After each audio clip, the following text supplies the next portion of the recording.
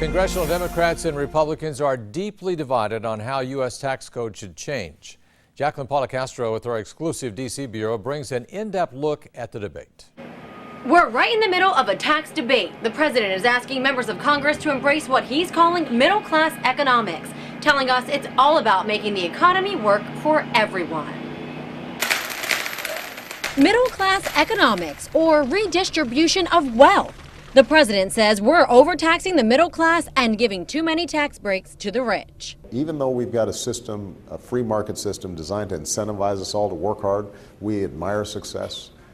What we also want to make sure of is everybody has opportunity. Talking to us inside the White House, President Obama tells us he wants to extend benefits for middle class and working families with substantial tax cuts for middle income parents with children in daycare or in college. The president says he wants a tax system that's fair. That we make sure that somebody in the middle class isn't paying a higher tax rate than Warren Buffett, which unfortunately currently is too often the case. And that's not redistribution. If there's any redistribution taking place right now, it's in the opposite direction. And in that opposite direction, down the road from the White House, Republicans in Congress are speaking out.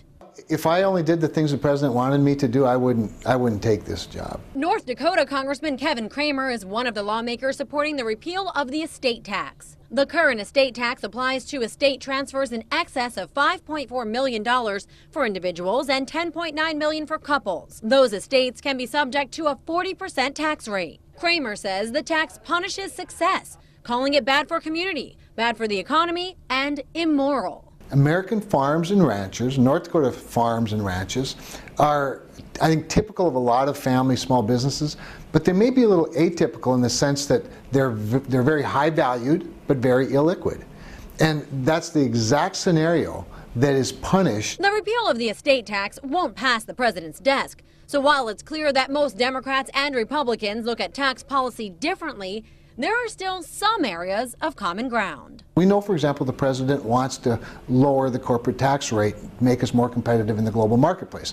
The United States has the highest corporate tax rate in the world, by far. On that optimistic note, lawmakers I talked to on Capitol Hill say they're holding out hope.